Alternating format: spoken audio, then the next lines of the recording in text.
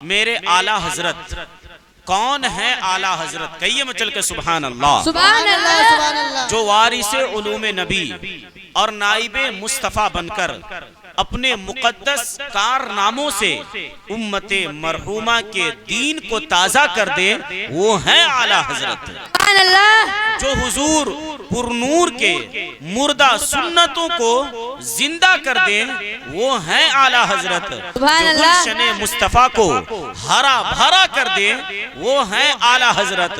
جو عظمت مصطفیٰ اور عصمت انبیاء کا ڈنکا پوری دنیا میں بجا دے، وہ ہیں اعلیٰ حضرت۔ کچھ لوگ پوچھتے ہیں کون ہے اعلیٰ حضرت، کیا ہے اعلیٰ حضرت؟ میرے اعلیٰ حضرت وہ اعلیٰ حضرت ہیں جو عظمت مصطفیٰ اور عصمت انبیاء کا ڈنکا پوری دنیا میں بجا دے، وہ ہیں اعلیٰ حضرت۔ جو صدیقی صداقت کا آئینہ بن کر قوم کے سامنے اصلی چہرہ پیش کر دے، وہ ہیں اعلیٰ حضرت۔ جو فاروقی ہیبت کا جھلک بن کر بدعقیدوں اور گمراہوں میں بدعقیدوں اور گمراہوں میں زلزلہ پیدا کر دے، وہ ہیں اعلیٰ حضرت۔ جو حضرت عثمان غنی کا مظہر بن کر اپنی جان و مال اور تمام تر صلاحیتوں کو بے لوث وقف کر دیں، وہ ہیں اعلیٰ حضرت۔ جو حیدری شجاعت کا نمونہ بن کر ذوالفقار حیدری کی طرح اپنی قلمی تلوار سے ملحدوں اور بے دینوں کو موت کے گھاٹ اتار دے، وہ ہیں اعلیٰ حضرت۔ جو حسینی شہادت کا پیکر بن کر شاتمان مصطفیٰ کے طعن و تشنیع کی پرواہ کیے بغیر احقاق حق اور ابطال باطل کے لیے صبر و رضا کا جوہر دکھا دے، وہ ہے اعلیٰ حضرت۔ جو حضرت امام اعظم ابو حنیفہ کا جانشی بن کر ادلہ تفصیلیہ کے ذریعے احکام شرعیہ مسائل فرعیہ کا مخبر اور گرد آلود چہروں سے گرد و غبار صاف کر کے اصلی چہرہ پیش کر دیں، وہ ہے اعلیٰ حضرت۔ جو گلشن بغداد حضور غوث اعظم کا مظہر بن کر الہاد و بے دینی کے گھٹا ٹوپ تاریکیوں کو چیر دے، وہ ہے اعلیٰ حضرت۔ جو محمدی کچھار کا شیر بن کر گستاخان مصطفیٰ اور باغیان مجتبیٰ کے پنجوں کو موڑ دے، وہ ہے اعلیٰ حضرت۔ جو نچلیت و قادیانیت کی چمڑی ادھیر دے، وہ ہے اعلیٰ حضرت۔ اور جو اپنے قلم کی روشنائی سے شہیدوں کی لہو کی طرح اس چمنستان اسلام کو لال زار کر دے، وہ ہے اعلیٰ حضرت۔ سبحان اللہ، سبحان اللہ۔ کون ہے اعلیٰ حضرت؟ کیسے ہیں اعلیٰ حضرت؟ اعلیٰ حضرت کا کیا مرتبہ ہے؟ اعلیٰ حضرت کی کیا شان ہے؟ میں آپ کو بتاؤں، میرے اعلیٰ حضرت امام احمد رضا خان فاضل بریلوی کی وہ شخصیت ہے کہ کوئی 4 سال میں کسی کو استنجا کا طریقہ معلوم نہیں ہوتا ہے، کسی صاحب کو پیشاب کرنے کا طریقہ معلوم نہیں ہوتا ہے، 4 سال میں کسی کو بڑے اور چھوٹے کی تمیز نہیں ہوتی ہے، مگر میرے اعلیٰ حضرت نے 4 سال کی عمر میں ناظرہ ختم قرآن کر لیا تھا۔ میرے اعلیٰ حضرت نے، اے بچے تم سبحان اللہ بولنا بند کرو، میرے اعلیٰ حضرت نے 6 سال کی عمر میں 12ویں شریف کے موقع پر میرے اعلیٰ حضرت نے حضور پاک صلی اللہ علیہ وسلم کی شان میں ایک جامع اور معنی تقریر فرمایا تھا۔ میرے اعلیٰ حضرت وہ اعلیٰ حضرت ہے جو 8 سال کی عمر میں میرے اعلیٰ حضرت نے ہدایت النحو جو درسی نظامی ایک کتاب ہے، اس کی شرح عربی میں میرے اعلیٰ حضرت نے 8 سال کی عمر میں لکھ ڈالا تھا۔ سبحان اللہ۔ میرے اعلیٰ حضرت کچھ ایسے لڑکے ہیں جو ہمارے مدرسے میں 10 سال کی عمر میں اپنا داخلہ کراتے ہیں، مگر میرے اعلیٰ حضرت نے 10 سال کی عمر میں عالمیت کی ڈگری حاصل کر لیا تھا۔ سبحان اللہ۔ 13 سال کی عمر میں میرے اعلیٰ حضرت امام احمد رضا خان فاضل بریلوی نے مفتی کی ڈگری حاصل کیا، اور 13-14 سال کی عمر میں نہ جانے 100 سے زائد کتابیں لکھ کر ہم لوگوں کو عطا فرما دیا۔ سبحان اللہ۔ میرے اعلیٰ حضرت پہ کچھ لوگ آج آوازیں اٹھا رہے ہیں، اور کہتے ہیں اعلیٰ حضرت کا سلام کیوں پڑھا جائے گا اور کیسے کیوں پڑھا جائے گا کوئی ضروری نہیں ہے. اور یاد رکھیں اعلیٰ حضرت کو مجدد کوئی للو پنجی مولوی نے نہیں بنایا تھا. میرے اعلیٰ حضرت کو اگر پٹنہ کی سرزمین پہ اگر مجدد کے لقب سے اگر منقب کیا ہے تو کوئی اور نہیں بلکہ ہندوستان، پاکستان، سری لنکا اور بنگلہ دیش کے بڑے بڑے عالم جو اکٹھا ہوئے ہیں اعلیٰ حضرت کے افتاء دینے کو دیکھا ہے، اعلیٰ حضرت کے تحریروں کو دیکھا، اعلیٰ حضرت کے تبلیغ کو دیکھا تو ہر طرف سے آوازیں آنے لگی اگر کوئی مجدد کے لائق ہے تو وہ امام احمد رضا خواہ فاضل بریلوی کی ذات مقدسہ ہے. سبحان اللہ سبحان اللہ. کوئی اور نہیں ہے، وہ اعلیٰ حضرت امام احمد رضا خواہ فاضل بریلوی ارشاد فرماتے ہیں وہ ہر عالم کی رحمت ہے کسی عالم میں رہ جاتے. کہیں مچل کے سبحان اللہ. وہ ہر عالم کی رحمت ہے کسی عالم میں رہ جاتے، یہ ان کی مہربانی ہے کہ یہ عالم پسند آیا. سبحان اللہ. وہ ہر عالم کی رحمت ہے کسی عالم میں رہ جاتے، یہ تو ان کی مہربانی ہے کہ یہ عالم انہیں پسند آیا. سامعین و ناظرین کرام، میں آپ کو بتانا چاہتا ہوں حضور پاک صلی اللہ تعالی علیہ وسلم ہمارے اور آپ کے لیے کتنی عظیم نعمت و رحمت ہے. چند مثالوں سے میں سمجھا کر آپ کو بتاؤں گا کہ میرے حضور پاک صلی اللہ تعالی علیہ وسلم ہم لوگوں کے لیے کتنی عظیم نعمت و رحمت ہے. یہ آسمان کا برستا ہوا پانی، یہ موجیں مارتا ہوا سمندر، پہاڑوں اور کہساروں کا سینہ چاک کر کے روئے زمین پر آنے والے آبشار، یہ سب ہمارے لیے ایک عظیم نعمت و رحمت ہے جس کے ذریعے سے ہم کھانا تیار کرتے ہیں، اپنی زندگی کو خوشگوار بناتے ہیں اس پانی سے. مگر یہ پانی اگر تھوڑی دیر کے لیے معدوم ہو جائے تو تمام جاندار، انسان، حیوان، سب کے سب موت کی تاریک وادیوں میں غرق ہو جائیں گے. معلوم یہ ہوا، پتہ یہ چلا اگر پانی نہ ہو تو انسان، کوئی بھی جاندار چیز کو زندگی نہیں مل سکتی ہے. معلوم یہ ہوا، پتہ یہ چلا یہ پانی ہمارے لیے ایک عظیم نعمت و رحمت ہے. اسی طریقے سے یہ ہوائیں، یہ فضائیں، یہ باد بہاریہ ہمارے لیے ایک عظیم نعمت و رحمت ہے جس کے ذریعے سے ہم سانس لیتے ہیں اور اپنی زندگی کو خوشگوار بناتے ہیں. اگر یہ ہوائیں، یہ فضائیں، یہ باد بہاریاں ہمارے درمیان سے ختم ہو جائیں تو تمام جاندار موت کی تاریک وادیوں میں غرق ہو جائیں گے. پتہ یہ چلا کہ یہ ہوائیں بھی ہمارے لیے ایک عظیم نعمت و رحمت ہے. اسی طریقے سے آگ بھی ہمارے لیے ایک عظیم نعمت و رحمت ہے. جس آگ کے ذریعے سے ہم کھانا تیار کرتے ہیں، جس آگ کو ٹھنڈی میں انسان کے لیے خوراک کہا گیا ہے، غذا کہا گیا ہے، کھانا رکھ دیا جائے، ٹھنڈی اگر لگے تو کھانا بھی صحیح نہیں لگے گا.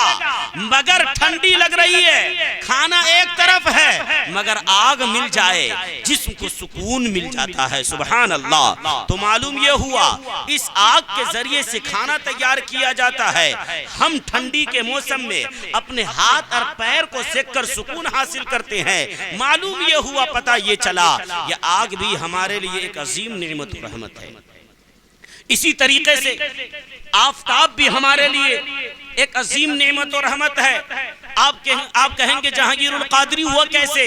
تو میں کہوں گا یہی آفتاب جو ہمارے درمیان ابھی بھی نکل رہا ہے، پہلے بھی نکلتا تھا، مگر چند دنوں کے لیے یہ آفتاب ہماری نظروں سے اوجھل ہو گیا تو انسان کی زندگی اچھی نہ گزر رہی تھی. سارے لوگ پریشان تھے، ٹھنڈی سے کانپ رہے تھے. نہ جانے یو پی اور دہلی میں اس سخت ٹھنڈی کی وجہ سے کتنے لوگ موت کے گھاٹ اتر گئے، مجھے بھی اچھا نہیں لگ رہا تھا، دل کو جو سکون ملنی چاہیے وہ نہ مل رہا تھا، مگر جو ہی آفتاب چند دنوں کے بعد نکلا، ایسا معلوم ہوا اتنی بڑی نعمت ہم سے کیسے اوجھل ہو گئی تھی، ہم سے کیسے چلی گئی، اتنی بڑی نعمت ہم سے کیسے اوجھل ہو گئی تھی۔ جب یہ رحمت آئی پتہ یہ چلا کہ ہمارے لیے ایک عظیم نعمت اور رحمت ہے۔ اسی آفتاب کی روشنی میں ہم اپنے کام کو انجام دیتے ہیں، ٹھنڈی کے موسم میں اپنے ہاتھ اور پیر کو ہم گرم کرتے ہیں، اسی آفتاب کی روشنی سے کملائے ہوئے پھول کو ایک زندگی مل جاتی ہے۔ اگر پھول کملانے لگے، صبح کی دھوپ اسے مل جائے، وہ تر و تازہ پھول ہو جاتے ہیں۔ پتہ یہ چلا آفتاب بھی ہمارے لیے ایک عظیم نعمت و رحمت ہے۔ یہ پانی، یہ ہوا، یہ آگ، یہ آفتاب ایک لحاظ سے ہمارے لیے رحمت بنتے ہوئے نظر آتے ہیں، مگر یہ رخ کو چینج کرے، اپنے پہلو کو اگر رخ کو چینج کر لے تو پھر یہی پانی ہمارے لیے ایک زحمت بنتے ہوئے نظر آئیں گے۔ آپ کہیں گے جہانگیر القادری آپ یہ کیسی بہکی باتیں کر رہے ہیں، ابھی تو آپ نے پانی کی تعریف کیا ہے، ابھی پھر آپ کہہ رہے ہیں یہ رخ کو چینج کرے، رخ کو تبدیل کر لے تو یہ پانی ہمارے لیے زحمت بنتے ہوئے نظر آئیں گے۔ وہ کیسے؟ تو میں کہوں گا یہی پانی آسمان سے برس کر، تالابوں سے ہو کر، آبشاروں سے گر کر اگر ہماری کھیت میں آ جائے تو کھیت اور پہاڑ، کھیت دشت و جبل بن جائے، یہ کھیت ہماری لہلہا اٹھے، دشت و جبل رش کے چمن بن جائے۔ یہی پانی اگر ہماری آبادی میں آ جائے تو ہماری آبادی آباد ہو جاتی ہے، مگر یہی پانی اگر تالابوں سے گر کر، آبشاروں سے، تالابوں سے آ کر اور آسمانوں سے گر کر یہ پانی اگر ہماری آبادی میں آئے تو آباد ہو جائے، مگر روح کو چینج کرے، تبدیل کر لے، پھر یہ پانی بھیانک سیلاب کا اگر رخ بن کر آ جائے، سیلاب کا رخ اگر بنا کر یہ پانی اگر ہمارے درمیان آ جاتا ہے تو پھر آبادیاں آباد ہونے کے بجائے تباہ و برباد ہو جاتی ہے۔ جو کھیت لہلہا اٹھتے ہیں وہ لہلہانے کے بجائے وہ دیکھنے کے قابل نہیں رہ پاتی ہے کھیتیں، بلکہ وہ کھیت پھر آباد ہونے کے بجائے تباہ و برباد ہو جاتی ہے۔ کب؟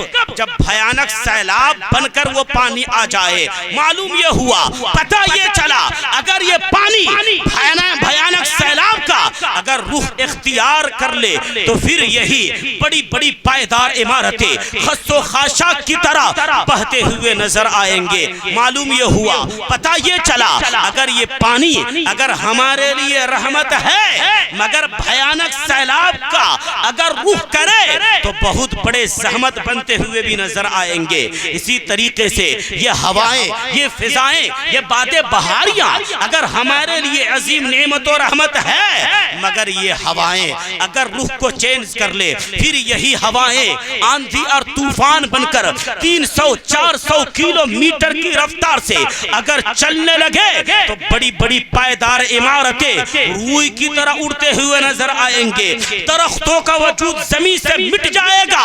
پتہ یہ چلا اگر یہ ہوا ہمارے لیے ایک عظیم نعمت و رحمت ہے، مگر رخ کو چینج کرے تو یہ ہوا ہمارے لیے زحمت بنتے ہوئے بھی نظر آئیں گے۔ اسی طریقے سے آگ ہمارے لیے ایک عظیم نعمت و رحمت ہے، مگر یہی آگ اگر رخ کو چینج کر لے، رخ کو بدل لے، چہرے کو دوسرے روپ میں لا، یہی ہوا اگر رخ کو چینج کرے، جیسے یہی ہوا، یہی آگ اگر رخ کو چینج کرے، مثلا یہی آگ اگر بھڑک اٹھے تو در و دیوار کو کوئلے کی ڈھیر میں تبدیل کر دے۔ معلوم یہ ہوا، پتہ یہ چلا اگر آگ ہمارے لیے ایک عظیم نعمت و رحمت ہے، مگر روح کو چینج کرے تو ایک بہت بڑی زحمت بھی ہے۔ اسی طریقے سے آفتاب اگر ہمارے لیے ایک عظیم نعمت و رحمت ہے، مگر یہی آفتاب میں اور جون کی چلچلاتی ہوئی دھوپ میں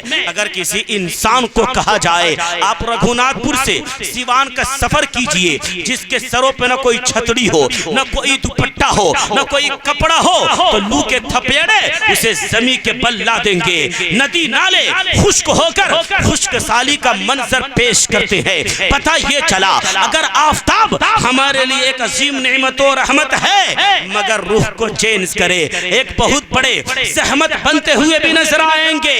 میں نے پانی کو دیکھا، میں نے ہوا کو دیکھا، میں نے آگ کو دیکھا، میں نے آفتاب کو دیکھا۔ اگر ایک لحاظ سے اگر یہ رحمت ہے مگر روح کو چینج کرے تو یہی ہوا، یہی پانی، یہی آگ، یہی آفتاب زحمت بنتے ہوئے نظر آ رہے ہیں۔ میں نے قرآن سے پوچھا، اے قرآن تو ہی بتا وہ کون سی ایسی چیز ہے، وہ کون سی ایسی شخصیت ہے جو صرف رحمت ہی رحمت ہو، وہاں زحمت کو کوئی گزر نہ ہو۔ تو قرآن بے ساختہ پکار کر کہتا ہے وَمَا أَرْسَلْنَاكَ إِلَّا رَحْمَةً لِّلْعَالَمِينَ۔ اے لوگو ہم نے تمہارے درمیان ایک ایسے رسول کو بھیجا ہے جو صرف رحمت ہی رحمت ہے، وہاں زحمت کا کوئی گزر نہیں ہے۔ تاریخ کے اوراق کے پلٹ کر دیکھو، پتہ چلے گا نبی کریم صلی اللہ تعالی علیہ وسلم جس زمانے میں تشریف لائے تھے اس زمانے میں عورتوں کو بہت ذلیل سمجھا جاتا تھا، اس زمانے میں عورتوں کو سب سے منحوس سمجھا جاتا تھا۔ اس زمانے میں اگر کسی کا شوہر اگر انتقال ہو جاتا اسے انتقال کے بعد 1 سال کے لیے اسے ایک کمرے میں بند کر دیا جاتا تھا۔ اگر 1 سال میں اگر وہ مر گئی اس کمرے میں تو ٹھیک ہے، اگر نہ مری تو پھر اسے اس کمرے سے باہر کیا جاتا تھا، اسے اونٹوں پہ سوار کر کے اعلان کروایا جاتا تھا سنو یہ بیوہ ہے، یہ عزت کے قابل نہیں ہے، عزت کی نظروں سے اسے دیکھنے کی ضرورت نہیں ہے۔ میرے آقا صلی اللہ تعالی علیہ وسلم جب اس دنیا میں تشریف لائے نہ جانے ایسے اور بھی کتنے معاملات تھے، مشرق سے لے کر مغرب تک، شمال سے لے کر جنوب تک، جدھر نظر اٹھایا جاتا تھا ادھر تاریکیاں ہی تاریکیاں نظر آتی تھی۔ مگر ایسے ماحول میں نبی کریم صلی اللہ تعالی علیہ وسلم نے سوچا اگر میں کسی کو کہوں گا تم بیوہ سے شادی کرو مگر وہ شادی نہ کرے گا، نبی کریم صلی اللہ تعالی علیہ وسلم نے اس منحوس رسم کو ختم کرنے کے لیے کسی اور کو نہ کہا بلکہ نبی کریم صلی اللہ علیہ وسلم 25 سال کے ہیں۔ آپ سمجھ سکتے ہیں 25 سال کتنی ایک اہم عمر ہے، 25 سال ایک بہت بڑی جوانی ہے، 25 سال میں جوانی بالکل محفوظ رہتی ہے۔ نبی کریم صلی اللہ علیہ وسلم نے اپنے جوانی کو نہ دیکھا، اپنے شباب کو نہ دیکھا بلکہ یہ دیکھا اگر میں کسی بیوہ عورت سے شادی کروں گا تو عرب کی سرزمین سے یہ منحوس رسم، یہ دستور ہمیشہ کے لیے ختم ہو جائے گا۔ نبی کریم صلی اللہ علیہ وسلم نے اس منحوس رسم کو ختم کرنے کے لیے 40 سال کی بیوہ حضرت خدیجۃ الکبریٰ سے 25 سال کی عمر میں شادی کر کے دنیا کو یہ پیغام دیا سنو یہ بیوہ عورتیں ستانے کے لیے نہیں ہے، یہ بیوہ عورتیں تکلیف دینے کے لیے نہیں ہے، بلکہ نکاح کرو اور نکاح کر کے اسے اپنے گھر میں لاؤ اور اسے عزت عطا فرماؤ۔ اس لیے تو میرے اعلیٰ حضرت نے کہا وہ ہر عالم کی رحمت ہے، کسی عالم میں رہ جاتے کہو مچل کے سبحان اللہ، وہ ہر عالم کی رحمت ہے کسی عالم میں رہ جاتے، یہ ان کی مہربانی ہے کہ یہ عالم پسند آیا۔ سبحان اللہ۔